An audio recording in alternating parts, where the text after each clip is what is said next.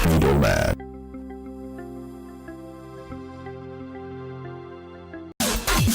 Middleman.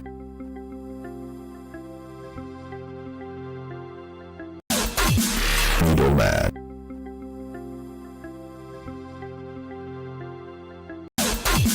Middleman. You're welcome to the Middlemen on Enterprise TV, where truth meets tenacity and fearless jurors challenge power, politics, and the Nigerian paradox. In this fiery episode, our jurors take on Nigeria's darkest realities, from terrorism to torture, from political hypocrisy to coup rumors. No mercy, no filters, just raw truth. Juror Evans Ufeli, our juror from Rabbi, dissects Nnamdi Kanu'S witnesses, unpacking the legal and constitutional implications of calling top Nigerian officials like Malami, Wike, Sanwo-Olu, and Buratai to testify. Can justice truly stand when politics sits in the witness box? Juror Henry Igwebuike takes on Imo State's infamous Tiger Base, questioning if the Anti-Kidnapping Unit is fighting crime or fueling fear. With cases of torture, extrajudicial killings, and government silence, Henry demands justice for the victims of state-sponsored abuse. Juror Emeka closes with coup rumor amid bad governance, calling out the hypocrisy of leaders crying foul at whispers of a coup, while committing daily coups against democracy through hunger, repression, and corruption. I, Juror Jumoke James, open the session with, "Is Nigeria still fighting terrorism?" A searing expose on how bandits became terrorists with PR. The spread of deadly groups like Wulowulo and Mahmuda, and the government's shocking failure to protect its citizens. From Kwara to Benue, I ask the question Nigeria fears to face. These cases and more will come up right after this short break. Tighten your belts as we prepare for takeoff. Middleman.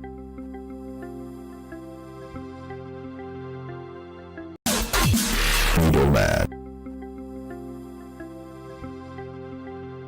Thanks for staying tuned. This is still the Middlemen on Enterprise TV. My case: is Nigeria still fighting terrorism?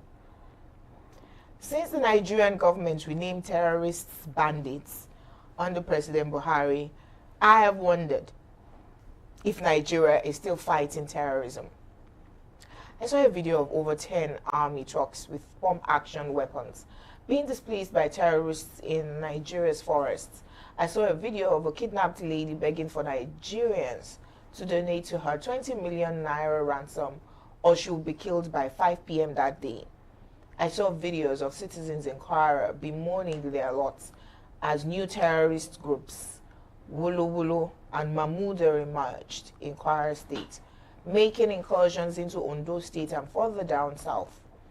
They are different from Lakurawa in the north central. The Boko Haram leadership seemed to have been dissipated by Islamic State of West African province ISWAP terrorists a few years ago, but factions affiliated to both ISWAP and Boko Haram keep terrorizing residents across the country. Residents of Kwara and Niger states bordering Benin Republic are jubilated over news of DSS capture of Mahmuda terror group leader Abubakar Abba Mahmuda in the first week of August 2025. Villagers in Barutin local government area of Kwara State, whose communities had suffered the worst attacks in the hands of Mahmuda terrorist group, celebrated the disappearance of Mahmuda, only for 12 vigilantes and a community leader to be killed in Okiode in the same Kwara State in September 2025. I ask again, is Nigeria still fighting terrorism, or the state is an enabler of Christian genocide? The Christian Association of Nigeria has affirmed it. The federal government has denied it. Yet every other day, the news headlines are filled with the news of the killings of Nigerians in the Northwest, Middle Belt, and recently, North Central. That's not to count the insecurity across the country on our federal highways, where you can be kidnapped for ransom on your way back from your call to bar, or armed robbers enter into your home in Abuja and kill you. Here's my verdict. The major job of government is security of lives and property. Farmers shouldn't have to pay terrorists, or bandits as the government says we should call them, to harvest their crops. Cows shouldn't eat up the harvest of poor farmers. Traveling by road shouldn't be extreme sport, all while we continue to budget huge sums of money for security votes for governors and the armed forces. Nigeria, that led ECOMOG to keep peace in West African states, shouldn't find it difficult to keep peace at home and secure her citizens. It's a shame on us and a sad situation. May the souls of our faithful departed rest in peace. Anambra elections are days we register on citizenmonitors.com to share and verify election results from your polling units. That's the only way to secure credible elections in Nigeria. Well, amen. To your prayer. Yes. Yeah. Amen. Your case is your case is important because it calls for evaluation. I had thought that having been in this battle with insurgency, that have transmitted from different names to whatever it is we have from 2001 till today. It's about how many years now? 24. You know, so yes, so 24 years. yes, so to be in one problem for this long, and you have a government. In fact, you even have 3 tiers of government. You have the local, you have the state, and you have the federal government. And it's unfortunate that in all this, we're not able to exterminate terrorism. I was talking to someone yesterday, and they said that a state governor have enough resources at his disposal to exterminate terrorism in a state.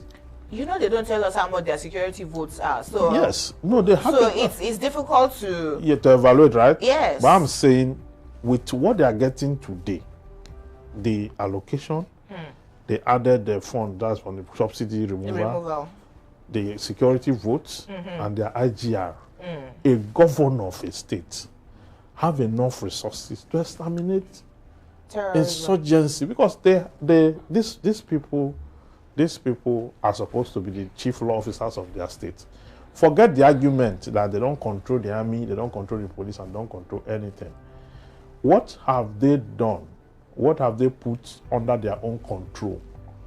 You know, as in form of an attempt to stretch forth against terrorism, that the federal government have not complemented with the soldiers, the navy, the whatever it is we have. So for us to remain like this, Kwara before now used to be lucky. Was not in the maybe some of them must have said he cannot get here. He cannot get here. Today, Kwara is engulfed. And they are all escaping. Yes, Kwara is engulfed. Benue is an old story. Plateau is a constant story. Okay, and all over the middle belt, nowhere is exempted apart from Abuja. Okay, then coming to the east have a self-inflicted terrorist attack happening there. Now, when you come to the west, gradually they're creeping into the west. They are creeping in. Okay, and because there was news of an attack in Ondo. Yes, we've had Fulani headsmen.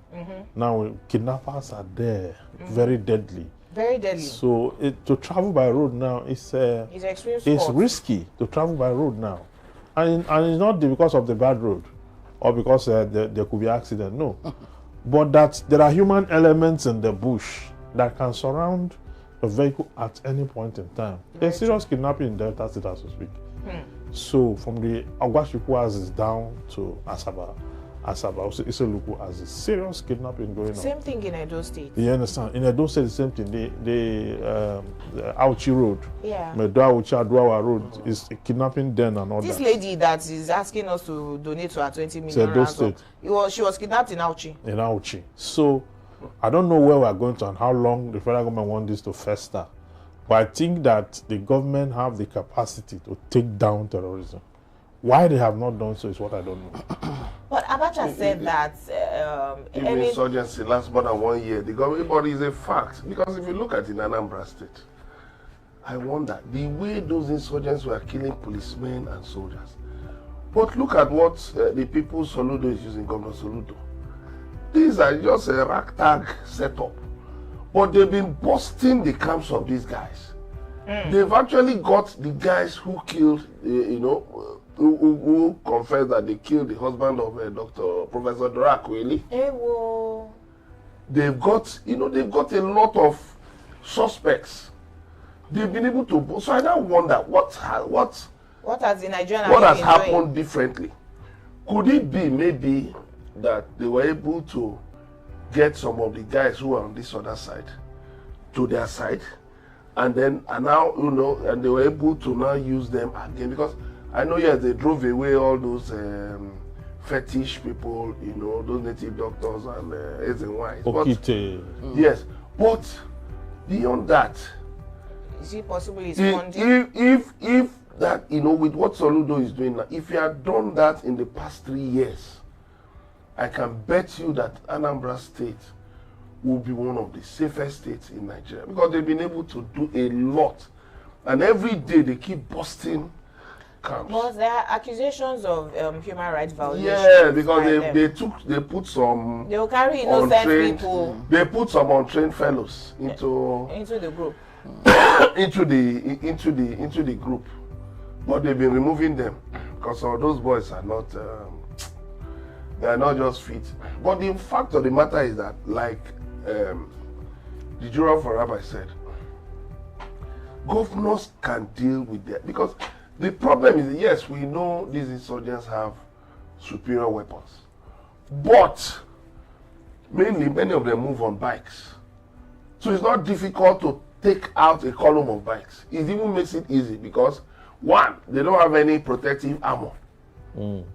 And then so they can, if you can actually ambush them, deal with like 5, the first 5, because they're usually 3 on each back.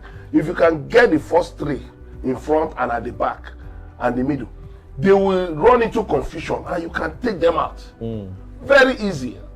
But when our soldiers claim that they are helpless and that they get orders from above not to do anything. So who are those giving those orders? So are we still fighting terrorism? That's a rhetorical question. If we're still fighting terrorism, I don't think we're fighting any terrorism, because our government are like ostriches.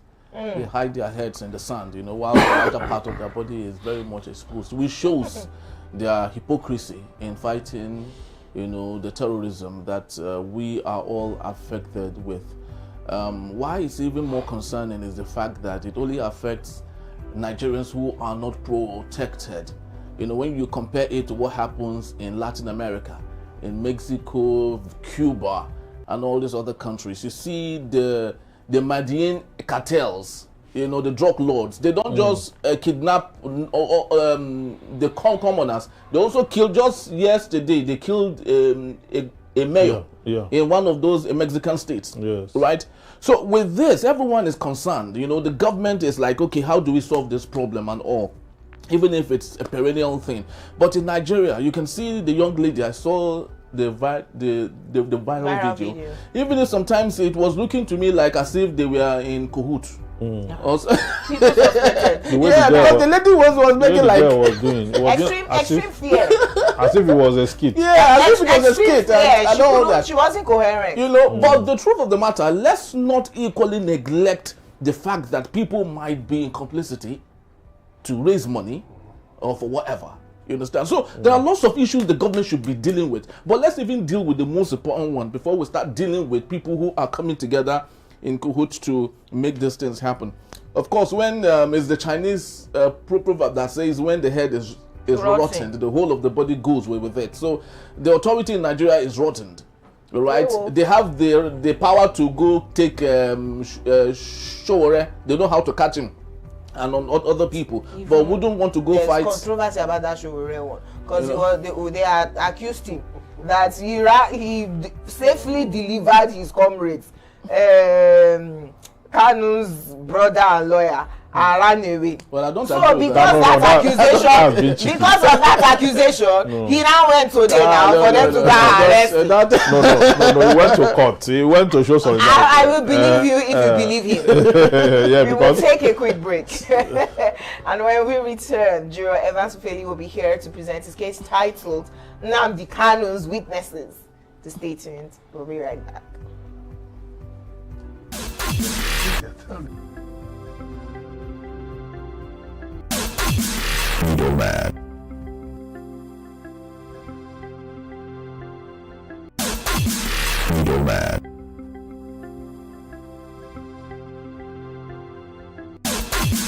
Middlemen.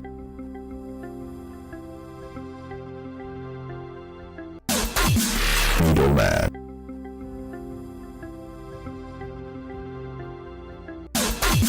Middlemen.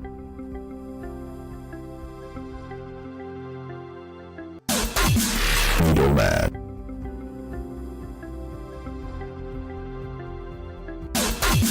Middlemen.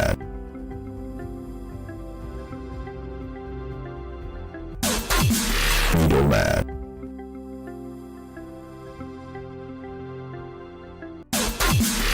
Middlemen.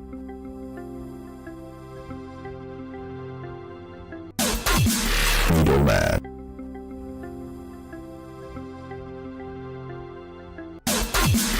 Middlemen.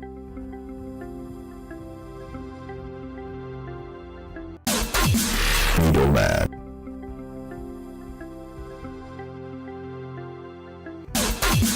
Middlemen.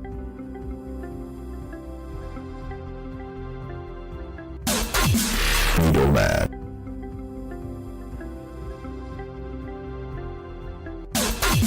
Middlemen. Thank you for staying with us. My case, Nnamdi Kanu'S witnesses. Nnamdi Kanu'S move to call a constellation of prominent Nigerians, including Abubakar Malami, Nyesom Wike, David Umahi, Babajide Sanwo-Olu, Theophilus Danjuma, and Tuko Buratai, as part of the 23 witness defense, raises immediate question of procedure, fairness, and the law on competency and compellability of witnesses under the Nigerian law. Under the Evidence Act, Section 172, the starting point is clear. Every person, in principle, competent to give evidence. Section 175 recognizes that witnesses should ordinarily be heard, and it gives the court the power to determine whether a putative witness is fit to testify or should be excused.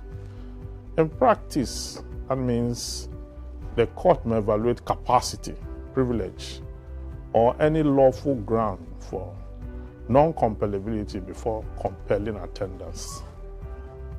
Section 175, subsection 1 of the Evidence Act says all persons shall be competent to testify unless the court consider they have been prevented from understanding the questions put to them or from giving rational answer to those questions by reasons of tender years, extreme old age, disease whether of the body, of the mind, or any cause of its same kind.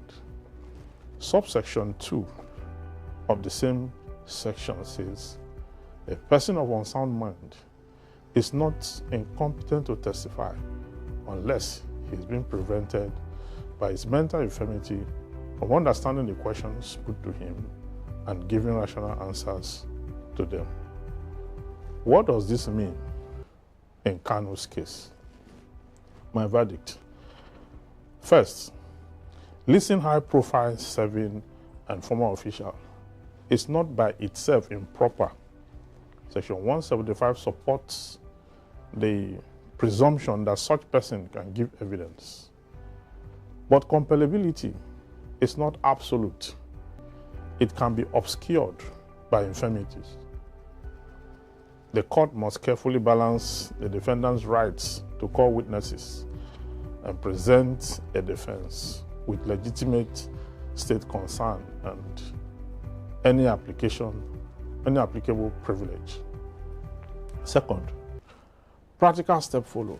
If Kanu's defense needs to call vital and compellable witnesses, the court can issue subpoenas, set timetables, and where necessary, rule on objections about competence or privilege. Equally important is the court's duty to manage the process to avoid abuse. An excessive number of far-flung or dilatory witnesses should not be a pretext for indefinite delay.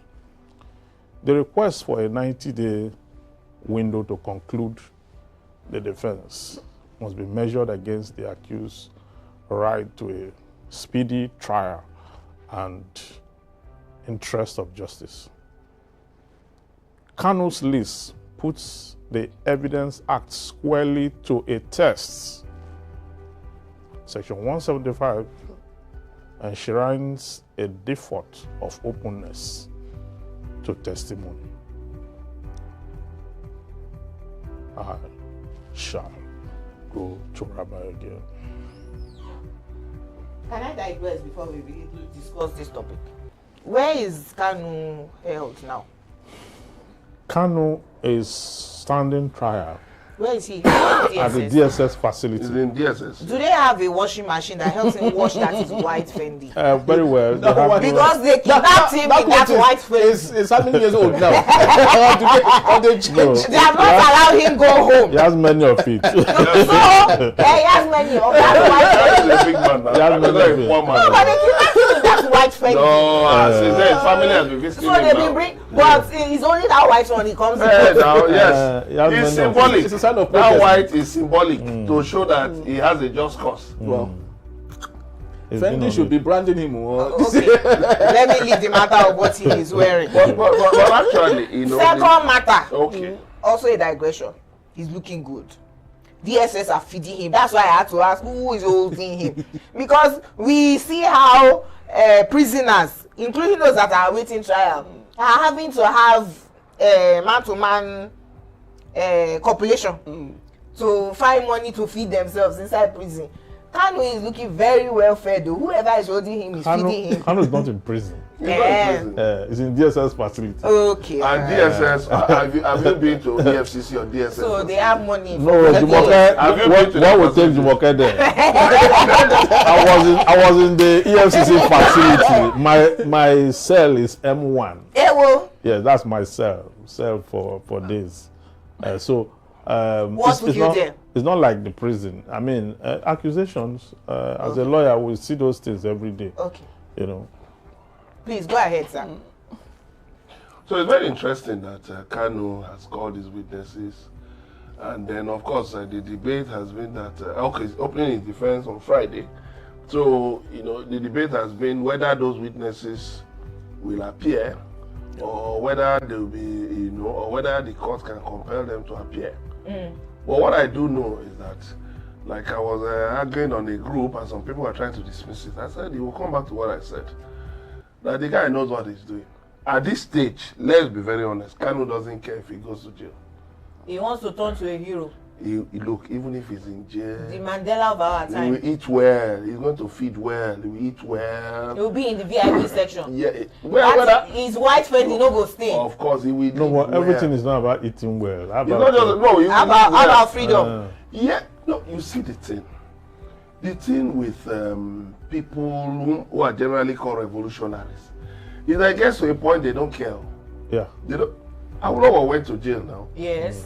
But he got to, I mean, he was cut off from his, from politics and all of that.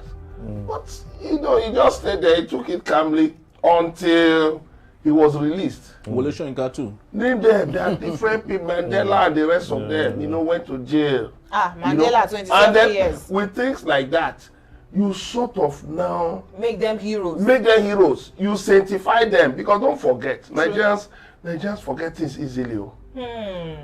By the time, you know, if it happens that he's jailed, By the time he spends 1-2 years, even 6 months, We'll start calling him saint. we would have even gone to something else. We'll be discussing something. And remember, 2027 is coming. Yes. So, you know, Tinubu and his people, Cohort. you know, have been making 2027 the main topic. So gradually you will see that, look, he will not really have any issues, you know, we're not going to jail. I mean, because he may have sat down with some people and said, wait a minute, the inevitable thing is to go to jail, right? Yeah. Fine, it's not the end of life. Because one, a Kenyan court has rendered his, declared his rendition illegal. Hey, yeah. The appeal court released him. The appeal court said the manner of his rendition is illegal, and so. But the federal government went on appeal. No, fine. But like a lawyer was saying, that the appeal court ought to be something like a final court, you know, in legal issues. Now, that if a matter goes from the appeal court to the Supreme Court, it means that there are 1 or 2 constitutional matters that are being taken to the Supreme Court for determination. I'm not a lawyer, so I just read it. So, it depends on the case under reference. If it's an election matter, no, it depends. This one, no, but in this case, this one is a criminal matter, and a criminal matter of this nature can get to the Supreme Court by virtue of appeals. But what the Supreme Court said is that Kanu, the court that started the trial, should start de novo. You understand? Yes. Now he said that as to his release, the Supreme Court was silent on that, which meant that what the appeal court did, on the basis of what the Supreme Court have said, that they should start the matter de novo, they should have allowed him to go home. Then they prefer a fresh charge. Just like Oji He'll be Kanu. coming from home. Yes. So what they held him. You understand? That is the illegality there. Against the judgment of the court. They held him, yes, against the judgment of the court and against his own will. So they held him. But in the case under reference, you know, calling all those witnesses looked like a strategy, but he would have sustained that if he, you know, kept his lawyers. Now he's defending himself. Yeah, but what he's doing now is this. You know, the law will tell you that you can defend yourself. But what the law will not tell you is that you will get stuck. Yes, so you will rope yourself. Yes, you will get stuck. There's no way you can pull it through. Because now you have compellable witnesses, competent witnesses, and you want to call all of them. And part of those witnesses, if they come to court, they are going to become hostile witnesses. And you need to know the science of how to use hostile witnesses to your advantage. You understand? All those people you mentioned, there's what they call relevancy and admissibility under the Evidence Act. You know, your evidence must be relevant to the fact in issue. Very true. Fact, the case under reference. Yes. You understand? So the calling of people like Sanwo-Olu and somebody like Ikpazu, and all those ones. Yes, and the Opus Odima and the rest of that. You are listing people who are governors, who have immunity under Section 308 of the Constitution. The exception of Section 175 of the Evidence Act is that you cannot put a governor in a witness box, for example. Yes. But, sorry, but Donald Duke, as governor of Cross River, I think he appeared in a case, if I remember well. He volunteered himself. He volunteered and said he would appear. He waived. His immunity. If I remember well. Yeah, you can waive his immunity. You can waive your immunity if you want. Yes. But you cannot. You are not a compellable witness as a governor. Okay. You are a competent witness, but you are not compellable. What about the Attorney General of the state? The Attorney General standing for the governor. No. You are talking about a witness. A witness. Direct. A witness. Yeah. You understand? Now, this person, you see, if the court subpoena a person, it's going to subpoena the person on certain grounds. Maybe the person is in custody of a document that helps your case, and you have asked him to get it out and he refused. You can't fight him.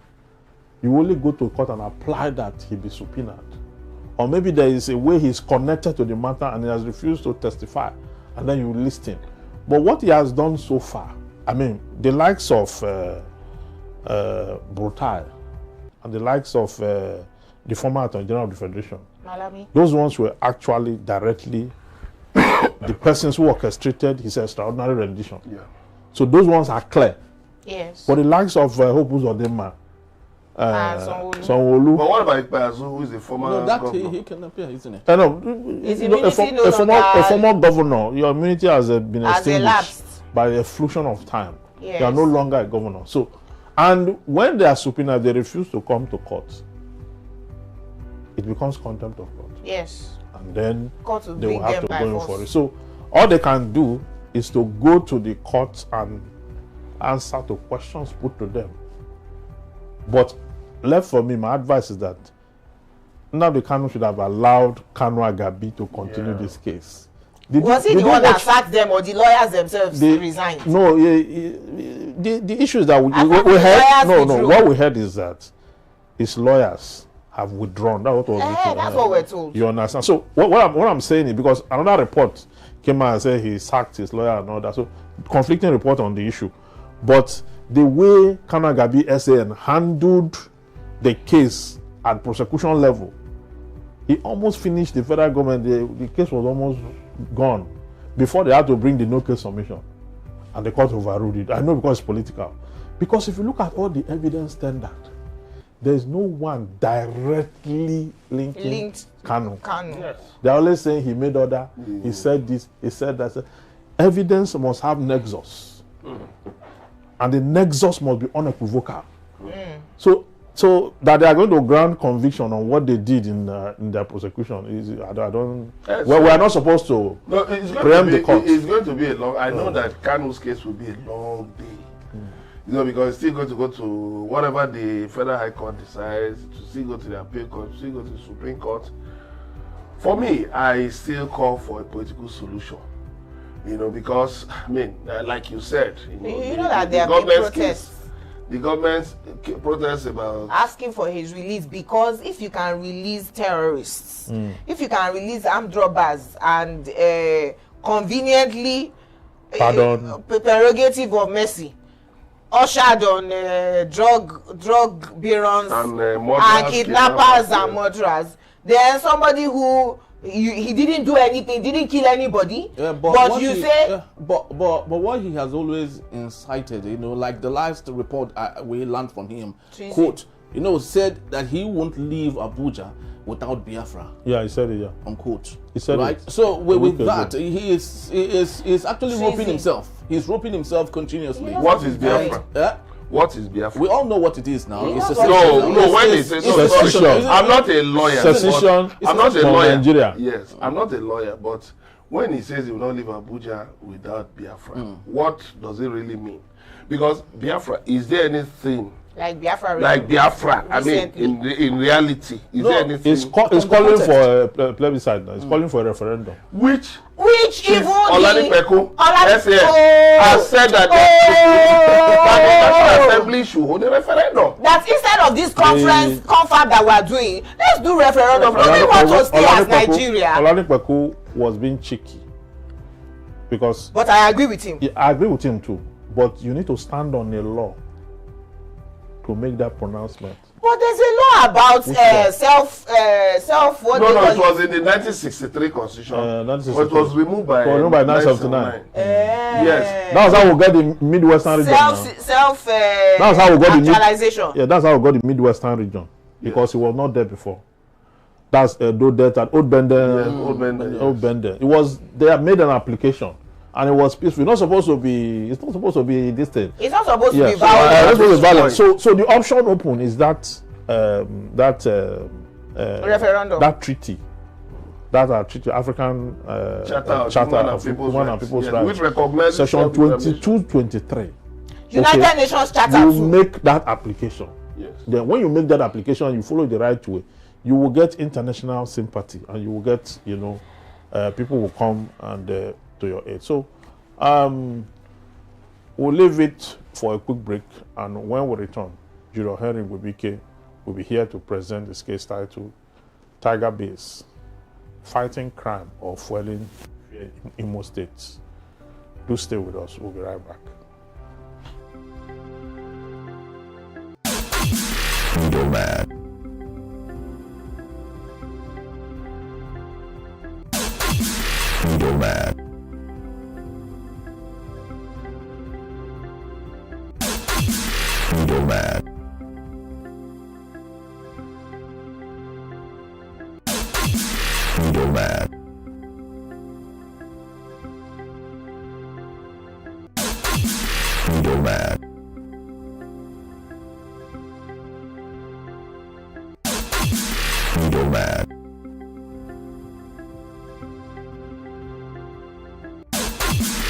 Middleman.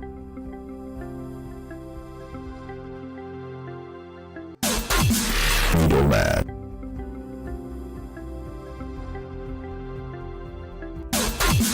Middleman.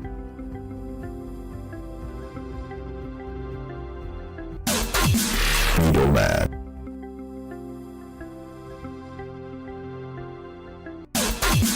Middleman.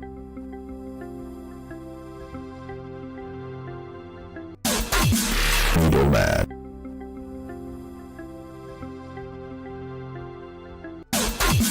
Middleman.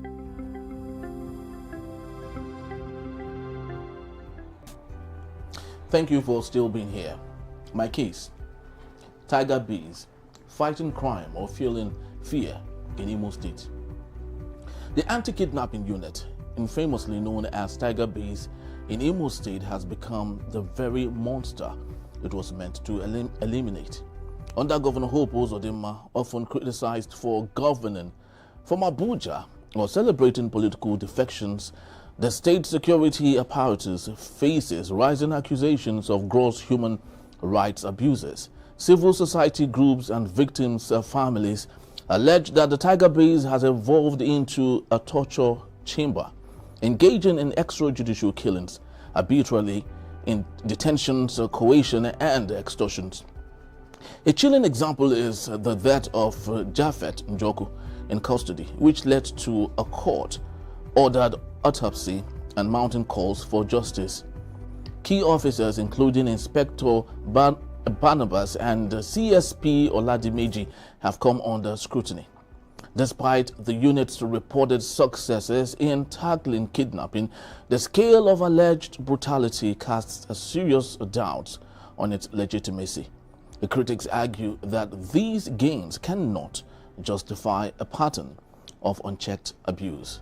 Worse still, accusation of government complicity in shielding these acts suggest deeper political rot. My verdict: 5 years after the #EndSARS protest, Tiger Base represents Nigeria's unending security paradox, fighting crime with lawlessness. Without transparency, accountability, and reform, it risks remaining a symbol of fear, not safety. The people deserve protection, not persecution. Again, digressing, there's controversy on this Governor Uzodinma. And this controversy has nothing to do from him coming from fourth to first. No. This one is about somebody in Abuja, Hope, and then saying, don't worry, I will make you first. And they were caught in the act. There's that unspoken controversy somewhere out there. But you see, this, your topic, goes to the heart of state policing. A lot of us have been clamoring for state policing, saying that the federal government is unable, right, to police the country. We're so huge, 774 local governments, right? And if you do not put power at state level, and vigilantes at local government level, right, you cannot secure Nigeria. But then again, we have seen how governors can become dictators and use state policing apparatus to oppress their opposition and carry. I mean, we have left governors to the worst of us, right? So, I mean, if somebody who doesn't have any moral compass gets into power and has, control of security apparatus, he can do and undo. So, I mean, this your story just comes to the heart of, we see it happening in Imo, we see it happen in Anambra, and we keep on saying the Nigerian police is absolutely useless in terms of policing the country, aside from, roadblocks and asking for bribes. Nigeria is a failed state. All the indices of a failed state, we ticked. In fact, we ticked it way back in 2017 when I did my master's in international law and diplomacy, because I compared Nigeria to other countries, and all the indices were already ticked at way back then. now it is just leaving everything else to God. That God protect us. So everything a state ordinarily should do for you, provide the infrastructure for you to provide your own empowerment, provide security of lives and property, provide good governance. We pretty much do everything ourselves and pray to God, that Nigeria doesn't happen to us. It's so sad. You see, the interesting thing is that this tiger base, I think they overstate what should be ordinary, just routine policing.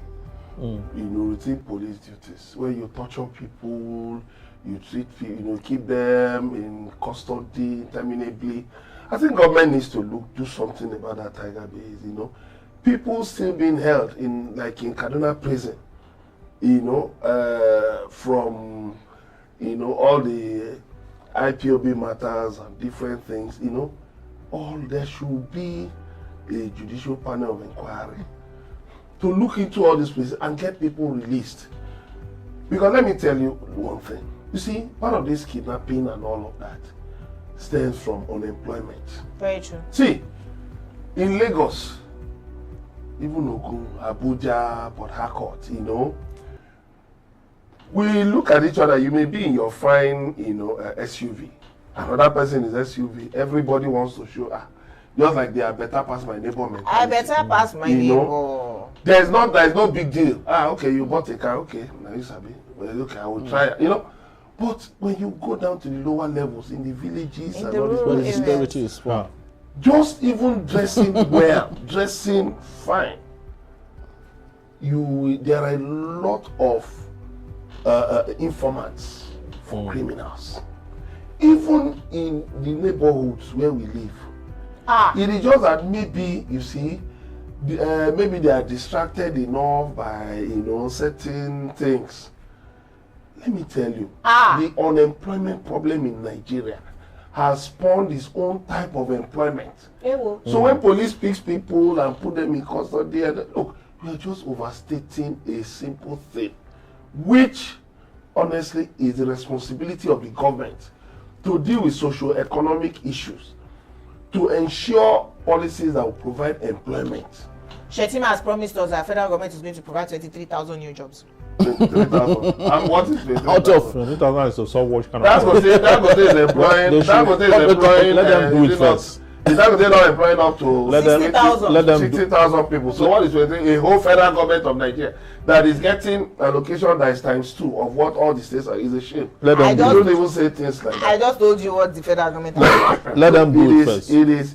Shetima is in charge of the We economy. have you It's see in this charge of tiger security. based thing. You see this tiger based thing. One of the things we are very good at, like she talk about state policing, look at what is going on there. What they are doing there now in Imo State is not different from SARS, Yeah. Yeah. and they call for its end. You understand? And what we are very good at in Nigeria, once you give an average Nigerian a uniform, it doesn't have to be a soldier. No. Even a security man. He's just your gate man. Once you give him a uniform, Oh, the next thing that comes to his very small head is that he has power over you. is how to use that uniform to oppress the next person. You understand? So these complaints we are talking about here, they will not use that uniform to fight a big man, or to call for revolution, or to call for equal right and justice, or to call To for, even show good example. or for to show And example, or to call for equitable you distribution of resources. They will not. know, yeah. What they will do is, they will use that uniform to ensure that the next poor man that is like them You're oppressing well. is properly dealt with. Properly dealt with. To the point. To prove Now, your point. they also use that uniform to defend the elite. Make sure that they are comfortable, and make sure that they're not. So we are in love with our captors. Yes, we're in love with our captors. So as long as that motive is what we have, the average Nigerian is still going to find it very difficult. Okay, look at the kidnappers. The kidnappers don't know where you stay if you are reasonably comfortable. They don't care where you stay. They will go look for somebody like them, kidnap that person, and begin to ask for ransom. And then to get the ransom, the families will have to go to a cooperative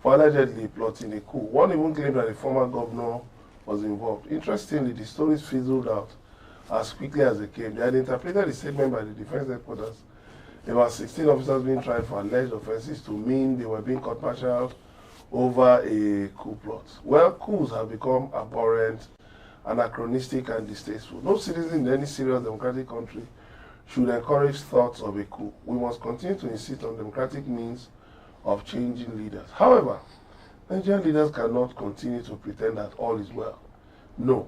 Things are really tough for people. Yet our leaders continue to indulge in wanton waste of state resources and vainglorious political talk and shows. The time for a turnaround must come now. My verdict. While we claim while we condemn any additions to a coup plot, we mustn't pretend to ignore the undemocratic removal of Rivers State Governor Siminala Ifubara by President Bola Tinubu for 6 months. It remains condemned. We must not also ignore the unconstitutional seizure of Osun State's allocations by the Tinubu administration on flimsy grounds. Those are akin to coups, quote unquote, and must be vigorously condemned. The hunger in the land amidst copious indulgence by our leaders is also a coup against good governance and a functioning conscience. We must condemn the assaults on the rule of law, free speech, freedom of association, and other abuses that Nigerians are being subjected to by their civilian rulers. They must wake up at this point and change for the better. Civilian rulers, I deliberately use that word. You aptly, defined them. 3 things quickly for me, right? Even though I am the first human being to say the worst democracy is better than the best dictatorship, I'm still the one who has been comparing Ibrahim Traore of Burkina Faso to President Tinubu in 2 years. So, Abi Amai. Ibrahim Traore is now going on 3 years, or I think he's in his 3rd year, because he came in October 2022, or thereabout, 2022. He came in ending of 2022. Anyway, in his 3 years, Burkina Faso has seen development. Burkina babes, they are not absolutely free of terrorism now, right? But I mean, free education to tertiary institution. So I'm not saying anything. Coming back to Nigeria, the suffering that we have suffered in President Tinubu's 2.5 years is plenty. And if the things coup plotters, or when they make their speech, all the coup plotters in Nigeria, what they have said about the people that they remove, he was a dictator, hunger, this, everything now applies, right? 4th thing is, there are people, you see the way the coup news came, and all of us just all looked it, and the thing by itself, dead on arrival. People said, are we sure there was really a coup? No, the story was not patronized. Was it really a coup? Or they are just looking for the media outlets have been trying on X to make it get traction. But nobody. I said we were all looking. Until this long since before we now look. What happened here? But it's just rumors of. Even the Bible have even said there will be rumors. That took over that. The Bible says there will be rumors and rumors of war. There will be wars. When we see war, we know there is war. If it's just rumor of a coup, look, people, can we just face our They said that was because of the coup that the October 1st celebration was cancelled. Excuse us. And I was wondering, why would the government be repressing the story? Because the government didn't even take it serious. October 1 was cancelled because the president didn't want to fall. Letting them be telling us the truth. He didn't want to fall. He didn't want to fall. Did Like he not fall? last He year. said He would last have been year. held now. Yeah. Do you And they think said that's either an it's excuse? Buga or Dobale or they thought it was Buga. This is what I So, well, Nigeria is in a crossroad, as usual. Nigeria has always been in a crossroad. Nigeria, sometimes when we complain, people say we are saying too much, but no one will go to sleep when his roof is on fire. We can't be doing that. We've not been able to put things together. And it's unfortunate. We're just watching things going bad. As we speak now, Nigerians are unable to, in fact, get the basics of human. You know that my Yoruba elders, every time I say this thing that you're saying, they just look at me like, what is she saying? And that Nigeria is going to get better. We just have to endure. We have to endure. They are not complaining in my household. We have to endure this little hardship. Things will get better. Now you people have been used to free money. There is no hope of things. Is that generation that really no free money? Our generation. Even Tinubu himself acknowledge from the way they speak. Let the poor breathe. The things they say, they know that they know that look, there is all the money have been stolen by politicians. Yeah. Jesus Christ. So it's difficult. On what basis? Is it with loans? Where is the income? See, we are even talking about hardship. The next year, there's going to be a tax regime. Hey! Which is even worse. Tax regime where any money that goes into your account, you either earn it or they give it to you, or it is begging, or it is loan. You have to describe it. If you did not describe it, that is a loan. It's your earnings. Oh God! So if you don't describe it's your earnings, so is he just looking for our blood? Oh, yeah, because when you push people to the point where they have nothing any longer, and you now introduce tax on them, he introduced tax on them, and it was like the young man in the Bible. This schoolmonger should not give us ideas. Because that's what I actually wanted to say. Because sometimes they might play a propaganda and think they are playing to the exactly. Just before they know it. What they were joking with. They don't know how to go out, and they are now giving us ideas. What they were joking with might just manifest, and they will begin. That's my worry. Get confused and all that, because it reminds me. Impossible. Yes, because it reminds me of the 1997 coup against Sani Abacha. I remember 1997. Okay, 97. Yes. That's the last one. That's the last one. No. That's the last. Yes, that's the last one. Of course, we did see that, all of that. Yes, exactly. Because in Jos there, because they were held at the barracks in Jos there. They thought, yes, exactly. So I because I was watching television that time. Even Obasanjo. Yes. And I was, wow. He was in prison. So no one expected that to happen, but it did happen. And of course, we all know how it all went down. So I just hope that the propaganda tool of President Bola Ahmed Tinubu will not be inviting what they can't handle. No, but he removed an elected governor in Rivers State and brought in this. Is that not? That's a coup. Is that not? That's a direct coup. Yes. So if somebody now plots a coup against him, he has no moral right to condemn them. We have always been under a coup. Tinubu's emergence, was it not a coup? They say it was a technical glitch. They plotted against the sons of men. Another angle. While men were asleep, these people came and they introduced a new government. And you know that the enemy does not come to do anything but to do what? To steal and destroy. That's the trademark now. So at the end of the day, they are not telling us that it was a technical glitch. So before you know it, they have overthrew the previous government and will now have something different. So this brigadier general now, is he still being court-martialed? Which of them now? No, are they going to court-martial anybody? You see, the thing is this. The propaganda. Because like even 1997 coup was a hoax. Yeah. They just roped. Yeah, they just played. Mustafa just played on the presence of Abdul Karim Adisa. That don't worry. If you just cooperate, and we will talk. We watched the videos during the Oputa panel. I was a reporter. When Oputa panel, and when we went to the Oputa panel on a tour. Oputa panel was in 2000, right? Yes. 2001, then 2002. When we went on the tour of Oputa panel to the torture centers of the Abacha regime, was when I knew how wicked. I mean, okay, I now wonder. So those people like Colonel Frank Omenka, I went to the Brazilian embassy to ask them, where is Frank Omenka? And they said he ran to Brazil with his wife. They said they cannot trace him and blah, blah, blah. So with everything that all those people did, including the military doctor that was said to have injected the former chief of staff Supreme Headquarters, General Yaradua, Sheikh Musa Yaradua, and other atrocities. Where are they today? So it should be a lesson to those in power today. That is very easy. It takes nothing to be forgotten. In fact, to be erased from human memory, from the minds of people. Once you're out of power, you are gone. Let them fix the country instead of giving us all this phantom talk. And that brings us to the close of this session of the Middlemen. Our jurors have made their cases, asked the hard questions, and challenged us to confront truths we too often overlook.